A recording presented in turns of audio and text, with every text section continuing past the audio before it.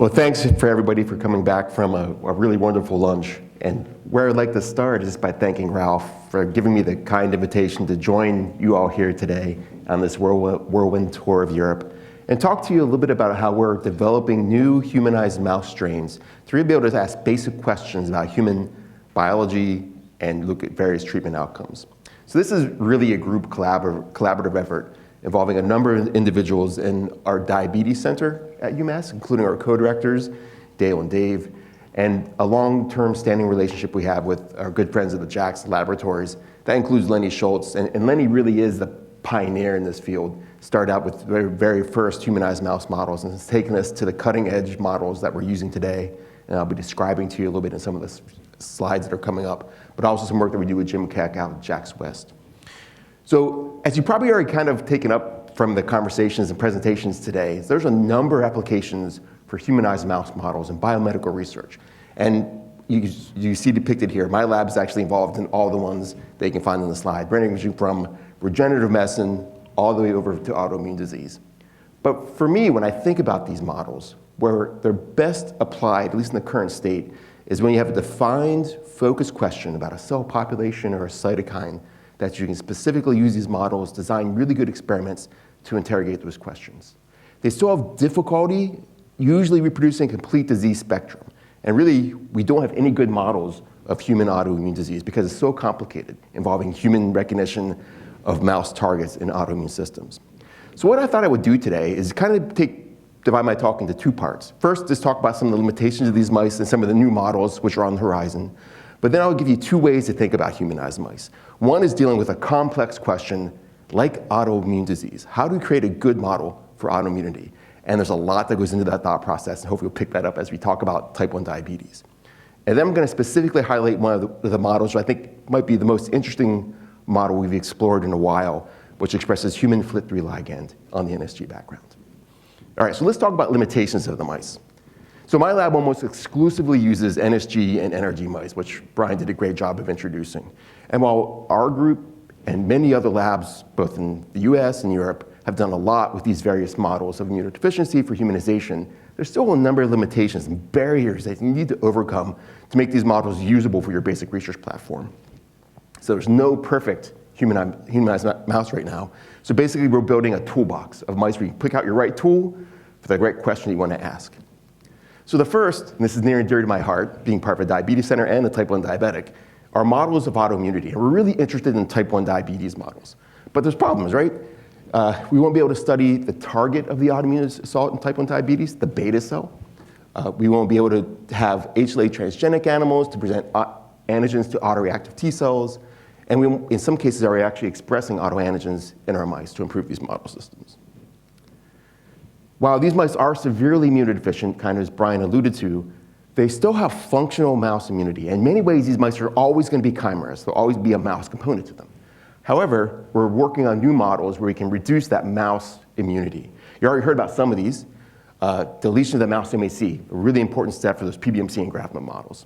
I'll show a little bit of data on this mouse model, a FOXN1 null mouse, which creates an NSG nude mouse, which lacks the mouse thymus. And Lenny, being a JAX and being a mouse wizard, has created a number of other models which will significantly slow down the remaining aspects of the mouse immunity. This includes a TLR4 NSG mouse, which won't respond to LPS, at least from the mouse side. A type 1 interferon receptor 1 null mouse, which won't give you that massive interferent response to innate stimuli. And there's a number of these W41 strains sold by a bunch of different laboratories. Lenny's developed an NSG W41, which is comparable to the others as well, and eliminates the need for irradiation to get hematopoietic stem cell engraftment, and gives you improved development of progenitor red blood cells and platelets in the bone marrow. Still no mature cells, but better levels of those cell populations in the bone marrow environment.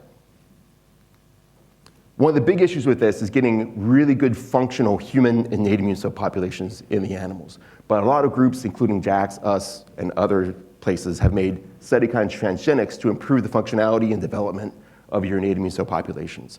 So some of the models we work with is the SGM3, which Jim described, the CSF1 transgenic, which is published, the IL-15, which Jim and Brian described, and what I'll be talking to you a little bit about today is the flipthrough ligand mouse, which actually is a pretty nice model system overall. Another model that NE has made actually has a W41 NSG strain with the SGM3, so giving you much more improved innate immune cell development that comes with the SGM3 backgrounds without the need for irradiation. As Brian mentioned, these mice lack C5, the complement component, so they lack hemolytic complement. So Lenny has actually crossed back complement onto these NSG animals where you can actually do complement-dependent cytotoxicity in these mouse models. And the final aspect for this, I don't think this has come across completely clearly yet, is B-cell functionality. You can find lots of B cells in these animals, but most of them have a slightly either immature or transitional status, and it can be very difficult to get class-switched, affinity-matured, antigen-specific antibody responses. Sometimes you can get a nice IgM response, but getting a good IgG response in these mice is tough. So there's probably a bunch of reasons for that. One is that maturation defect. So there are a number of transgenics which are on the horizon which may improve that. BLyS, IL-6. Also, these mice lack most lymph node structures and really don't have good germinal center formation at any aspect. It's really just immature germinal centers. So there's really an important need for getting lymph nodes and germinal centers in these mice. And there's been some reports on this already. There are mice that are coming out, but we're working on an IL-7 transgenic and a TSLP transgenic. So again, no perfect humanized mouse, but depending on the question that you're asking, you can usually pick one from this list and hopefully be able to employ it in your research program. But there's not one model which will cover probably all of your needs, at least right now. So let's talk a little bit about autoimmune disease, specifically type 1 diabetes. So when I start thinking about any kind of complex question I want to study in a humanized mouse model, I take a step back and say, what am I actually looking at here? What are the questions I want to ask? And a key aspect for type 1 diabetes is how the disease process is mediated. So I'm just going to give you a quick overview for what my viewpoint is on type 1 diabetes. So for us, we think it all starts with a pancreatic beta cell, those glucose-sensing, insulin-secreting cells which regulate glucose metabolism in your body. And we think there's something probably unique about a diabetic beta cell which lends itself to induction and recognition by autoreactive T cells. So the first phase in diabetes is really what we consider this induction phase, where these beta cells, following exposure to environmental perturbants, whether inflammatory agents, infections, other kinds of aspects where it would disturb the homeostasis of these beta cells, leading to a local cytokine environment and upregulation of MHC molecules by those beta cells and activation of antigen-presenting cells. The second phase is what I really consider regulation, because your body doesn't want to mediate an autoimmune response. So you basically have to break down that regulation component. So here you would have antigen-presenting cells with autoantigens presenting to your CD4s, your CD8s, and basically overcoming any kind of regulatory processes to slow down the autoimmune assault. And then the final phase is what I consider the effector phase, where you have your activated T cells, which now go back to the pancreas and start picking off the beta cells in a very slow but defined process. So again, being able to study type 1 diabetes, you have to be able to go to the pancreas, study the first aspect, then go to your lymph nodes, and then go back to your pancreas to be able to study it. It's pretty hard in a type 1 diabetic to actually do that. So we're trying to make models where we can actually study this process. So what can we do now for type 1 diabetes? So our first goal is to study human beta cells from type 1 diabetic individuals in a real-life setting where they interact with type 1 diabetic immune systems. So this is really important, especially from the beta cell perspective. Again, we think those are important. When you just look at the function, the metabolism, and even the structure of a human islet versus a mouse islet, looking at the various hormone-producing cell populations, mouse versus human, very different. It's actually pretty striking, the organizational differences, structure of those islets. So what we want to be able to do is study human beta cell biology in specific manners, looking at function, proliferation, beta stem and progenitor cells for replacement therapies, and islet transplantation and allograft. And then we can actually study type 1 diabetic immunity, and our goals will be to evaluate the response of human islets to environmental perturbants and inject them with immune systems and basically recreate human type 1 diabetes. So let's start off with some of the models that are available to study human beta cell biology. So we can start off just with our normal glycemic mice, the NSG and NRGs. You can put human islets into these. You can see them function, producing insulin, but you don't really get a gauge for those in terms of controlling blood glucose levels. You can treat these mice with toxins that will kill off the beta cells, but of course that damages other parts of the mouse, but it can be an effective model to kill off the mouse beta cells and see the functionality of the human transplanted islets. We have a number of hyperglycemic models where we can actually transplant islets in and see them function regulating blood glucose levels. So one of these is the Akita mutation. Has anybody here heard of the Akita mutation? It's It's a pretty cool little mutation which disrupts a single amino acid chain in mouse insulin 2, causing ER stress in the beta cell death, and the mice spontaneously turn hyperglycemic. We have an NSG and NRG version of that. We also have a RIP-DTR. So this is the rat insulin promoter driving the diphtheria toxin receptor. So mice aren't very sensitive to diphtheria toxin. They don't have a good receptor for it. But when you express the receptor on the beta cells, stick them with a little bit of diphtheria toxin, boom, all the mice turn hyperglycemic very quickly. We also have some interesting models, which we haven't done much yet, unfortunately, which are basically considered insulin-resistant models, or type 2 diabetes-ish. So this would be a leptin deficiency or leptin receptor deficiency and GLUT4 deficient mice. So these can actually be used to study how human islets would function in an insulin-resistant environment, akin to type 2 diabetes. So these models work really well. So I'm going to show you one example. You have a hyperglycemic immunodeficient mice. They can either induce by toxins, your Akita model, your RIP-DTR. This is a little bit of data from the Akita model, where all the mice start at a hyperglycemic level, looking at blood glucose over time. If you transplant human islets into these animals, they all correct, and this is maintained a long period of time at this euglycemic state by human islets regulating mouse blood glucose and basically metabolism. Then if you perform a nephrectomy, you remove the graft-bearing kidney from those animals. When you do that, mice all turn back up. So it's a really good model just to look at the functionality of those human islets going into the animals. So that's the beta cell side. We have really good models to do pancreatic beta cell biology in these mice. What about the immune system aspect? Can we induce beta cell death and diabetes with type 1 diabetics T cells in our humanized mouse models? Well, when we first started doing this, we probably took a very overly simplified approach. And the idea was, if we take T cells from an A2 diabetic donor, me, and inject them directly into the pancreas of an A2 transgenic NSG mouse, would those T cells come in, see the mouse beta cells expressing A2, we know there's some overlap in the antigen peptides, and actually kill that beta cell? That was the question that we were asking. We've never seen overt hyperglycemia, insulitis, or really any beta cell death. The best we can get in certain donors is basically a peri-insulitis. It might be a little hard to see, but the red staining here is your CD45, insulin's in green, kind of surrounding the islet, but never going in, never causing any kind of damage. Shame on your T cells. Yeah. Mine didn't even make it this far, to be honest. So we were missing something. How do you study a complex disease in these animal models? Well, I also just wanted to highlight this as well. While I just described the A2 model, Lenny's made a panel of these HLA transgenics, including a number of class 1s and class 2s that can be used to study various forms of antigen presentation, and these are homozygous, so they can be crossed, creating both a class 1 and class 2 transgenics. And all these are great models that Lenny's developed. So how do we build a better model to study human type 1 diabetes? What are the key elements? So, of course, we need beta cells, right?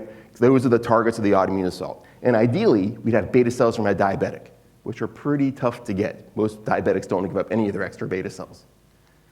You need to have the hematopoietic system, or the immune system. So you need to find a source of hematopoietic stem cells, ideally from a type 1 diabetic, to be engrafted in. Some groups are actually taking bone marrow aspirates from diabetics to be able to get these, but that's a really tenuous area. And the final aspect, which I don't think people consider that much, is that the thymus plays a key role in educating and selecting for against, or sometimes letting through, autoreactive T cells. So a diabetic thymus will be an important part for this model. But where do you get a diabetic thymus? So this is what we're working on. And this is in collaboration with a number of investigators at UMass, and working really closely with the Harvard Stem Cell Institute, including Doug Melton and George Daly, where we take type 1 diabetic donors, get blood specimens, and make induced pluripotent stem cells, or iPS cells. Then Doug's lab has gotten really good at making pancreatic beta cells from those type 1 diabetic donors. Our colleague at UMass, Renee Mayer, is making thymic epithelial cells. And George Daly is making hematopoietic stem cells from these iPS cells, with the idea that these all go into our animals, where we'd have the target beta cells, the engrafting immune system, and the thymus, study how they all interact to be able to cause the autoimmune disease process. So Doug has gotten very good at making these beta cells. He can take a diabetic NRG Akita mouse, put in these SC beta cells, these stem cell-derived beta cells, and they can regulate blood glucose levels. Unfortunately, Renee and George, while they're making progress, are still behind in making thymus and hematopoietic stem cells. Not quite ready for prime time yet. So the question is, what can we actually do now to reconstruct type 1 diabetes? And these are actual experiments we have running right now. We take the pancreatic beta cells, put them in the animals. We can actually call back these type 1 diabetics and either take their blood or blood from a mismatch for an allogeneic response and then graft them to the same animals. So we have these experiments actually going right now with iPS cells from diabetics and their T cells going into the same animals to study how they're interacting with their beta cells. And the results are looking very promising. And the model we're using for that is a model that we heard a little bit about earlier today from Brian and Jim, is the class 1, class 2 deficient mice. And in this case, again, Lenny being Lenny, he was able to take this class 1, class 2 deficient animal, add on the RIP-DTR. So you now have a mouse that lacks mouse class 1 and class 2, shouldn't get that acute xenogenic graft versus host disease, and you can turn diabetic by treating with diphtheria toxin. So here we're looking at blood glucose levels over time again. You take these mice, hit them with the diphtheria toxin, all the animals rapidly turn hyperglycemic. Their beta cells are dying. You then transplant in human islets, all the mice correct. You just let the mice alone at that point, they go on and they have nice functional human beta cells for a long period of time. However, if you take those same islets and put in mismatched PBMCs, you get those islets to reject at least 3 out of 4. This fourth mouse was starting to bounce around glucose level wise. But when we recovered the graft back out, there were lower levels of total insulin at the graft site. So this was actually in the process of rejecting. But this model now gives us the ability to actually be able to study autoreactive T cells interacting with their own beta cells in our mouse models. I'm hoping that we'll actually have presentable data with the matched diabetic iPS cell system in the next few months. So hopefully keep your eyes out for that. And then the final component for this is thymic epithelium. So we've developed what I think is a really cool mouse model to be able to study the function of human thymic epithelium in these mice. And this is the FOXN1 or NSG nude mouse. So this is a transcription factor that is required for thymic epithelium development. So now we have a furless NSG mouse, which is very easy to do surgeries on. And we actually saw some interesting aspects for this model that were kind of unexpected. So we took these mice, comparing to NSGs, and we injected hematopoietic stem cells, and then looked at total engraftment by staining with CD45. The NSGs give us great engraftment as always, but interestingly, and for reasons we don't completely understand, the engraftment in these nude NSGs was much lower relative to the NSG mouse here. So we're exploring this. We don't know what's going on, but the animals do engraft. You can find cells just at a lower level. So the next question was, if you give back thymus, can you support T cell development? And for that, we turn to our bone marrow, liver, and thymus model. Some of you may not have heard of this before. It's the BLT system, where we take human fetal thymus and graft into the animals, and then inject it with autologous CD34 positive HSCs, and you get really nice thymic development. So when you add back thymus to the FOXN1, you now restore that human immune system engraftment. So it's not just an inherent property of the NSG nude mouse. It's something about having a thymus present there, which is controlling engraftment levels. We don't know what's going on. We're exploring it now. What about T cells? Well, as expected, you get that low level of T cell development in the NSGs, which increases over time. But in the FOXN1 nudes, there's no more T cell development. You add back thymus, T cell development goes up. So it's really an aspect of what thymic material is doing in these NSG mouse models for humanization. But this is a great testing platform now for all these variety of models that can be studied that have thymic-specific diseases going back into these mice. And while we don't know if this type 1 diabetes model will actually be successful or not to be able to study the disease process, what we're learning from making these cell populations can be really important. There are already a number of companies which are marketing stem cell-derived beta cells for replacement therapies for diabetics. In theory, there's no autologous model for cancer biology in these humanized mouse systems, but if we can make hematopoietic stem cells from iPS cells, you could do patient-specific modeling, where you get a patient tumor, make iPS cells, make the same HSCs, and graft them all together with a thymus. So I think there's a lot of potential here that goes beyond the type 1 diabetes field. So that's a complex question, right? How do you study type 1 diabetes? You can see the thought process you need to put into making these models and making them work effectively. So just keep that in mind if you're considering using these animals for a more complicated question. It's probably going to be a complicated path to follow, but still doable. So I'm going to switch through in the last few slides. Let's talk about our flip3 ligand model. So just a quick introduction. FLT3 and flip3 ligand, basically FLT3 is expressed by a lot of hematopoietic progenitor cells and myeloid progenitor cells. It exists as a monomer, except when it binds a homodimer of flip3 ligand, which stimulates dimerization of flip3. And this is a tyrosine receptor kinase, so it autophosphorylates. And when this happens, you actually stimulate a number of pathways that promote hematopoietic stem cell and progenitor cell survival, proliferation, and differentiation. So it can activate pathways like AKT and MAP kinase pathways. So it's really critical and really an important component for a variety of innate immune cell lineages to develop.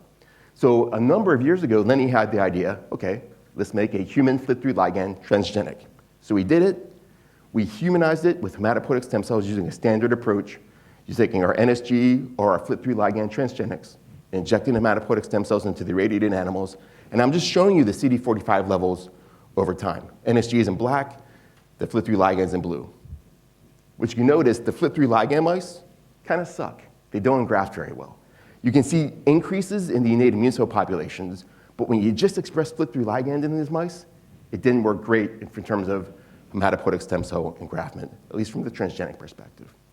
So we scratched our heads about this, and as we were trying to think about why this might be happening, 2 papers came out explaining that so taking a step back, mouse flip3 ligand doesn't work well in human cells. But human flip3 ligand actually can really work well on mouse cells.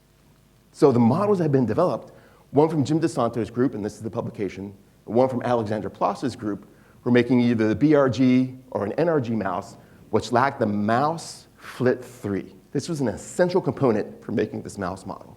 So then if you have that mouse, which the mouse cells can no longer respond to the human flip3 ligand, and either inject in soluble flip3 ligand from human, or inject an adenovirus expressing human flip3 ligand, you now get dramatic improvements in terms of the human innate immune cell development, induce a variety of innate like lymphocytes in these animal models, and Alexander Ploss's group actually used it to study T cell biology, and to do that, he expressed A2 in this model. So this gave really impressive changes in terms of innate immune cell development, as well as activation of T cells when you had A2 present. So Lenny went back to his mouse and said, okay, let's use CRISPR on his flip3 ligand NSG mouse and knock out the mouse flip3. And it worked really well. So here are 3 of the lines, the flip3 ligands, where he used CRISPR to knock it out. And here we're just looking at one of the myeloid progenitor cell populations, this multipotent progenitor cell 3, which gives rise to a number of innate immune cell lineages. And that's really suppressed in the bone marrow compared to the NSG. So it appeared to work. So then we got these mice from Lenny, and we've been humanizing them. So the data I'm going to show you is really recent. It's been done basically in the past 3 months. But I think it's an exciting model with impressive results. Okay, so standard approach. NSG mice in black, the knockout, flip3 ligand transgenics in red, standard approach, hematopoietic stem cell engraftment, and then look in the blood at humanization. Here we're looking at total CD45 over time, and in a very different light than just the standalone flip3 ligand transgenic, you now see these red bars are pretty much similar to the NSG. Still not quite to the same level. There's a little bit of difference, especially early, but still humanizing at a very good level with mature cells out in the periphery. An important point, CD33 myeloid cells are significantly increased in the flip3 ligand transgenic, and this is maintained long term. So this is kind of what we expected to see. Get rid of the mouse flip3, express human flip3 ligand, you now bring up your myeloid cell populations. Which cells are present within this myeloid component? Well, we're finding CD4 T monocytes in the blood at significantly increased levels in the flip3 ligand transgenics versus the NSGs. We're also seeing CD11C positive, HLA-DR positive CDCs, again at significantly increased levels over time in these mice, suggesting that we've improved these innate immune cell populations, both monocyte and macrophage, and giving us good dendritic cells which could potentially be used for antigen presentation. So we wanted to test the functionality of these engrafting innate immune cells. So we had a very simple approach. We took the humanized flip3 ligand and NSG animals and injected them with a low-dose LPS by an intravenous injection route, and then looked at a variety of cytokines. We saw some pretty impressive differences. Here we're looking at IL-12 which is, I think, an important cytokine for these mice, looking at improved dendritic cell functionality. We have in the triangles the unchallenged either flip-through ligand mice or NSGs, or treated with LPS in the open squares or circles. And you can see a much significantly higher level of IL-12 production following LPS in the flip-through ligand mice. Also increased levels of IL-6 compared to the NSG. We still get a response in the NSG, as Brian was mentioning. It's just not very strong.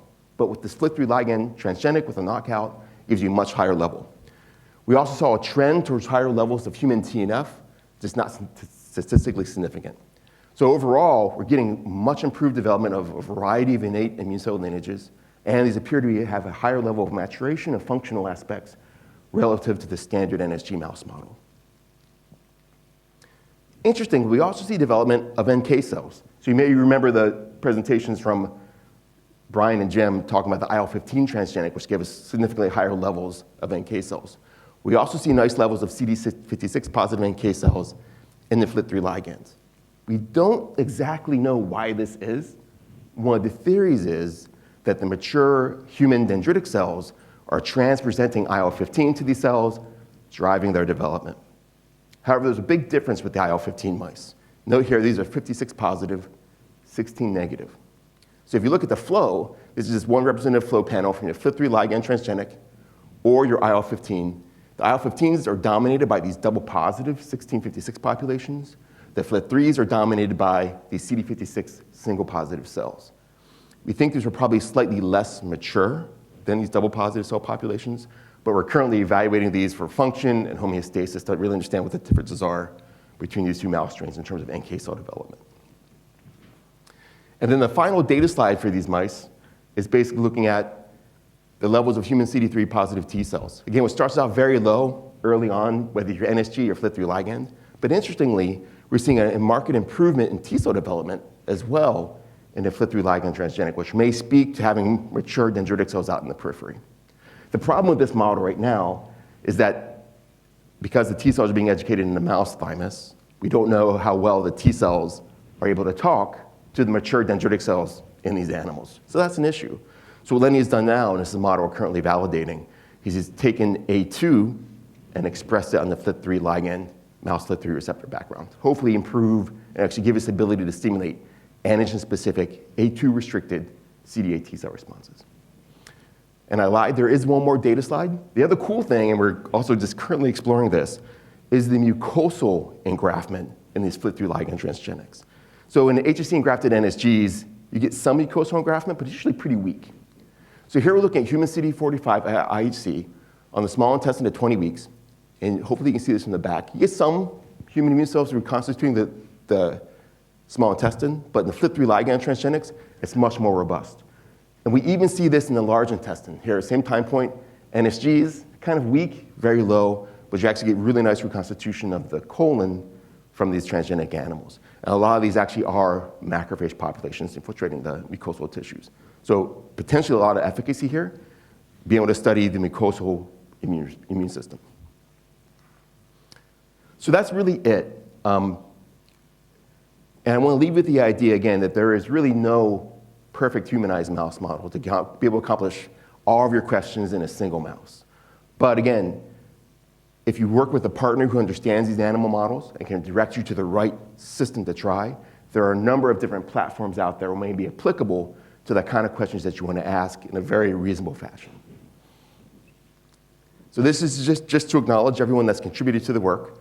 We have a great faculty in the Diabetes Center, lots of good colleagues. This is everyone on my team, including graduate students, postdocs, and technicians who contribute to the work.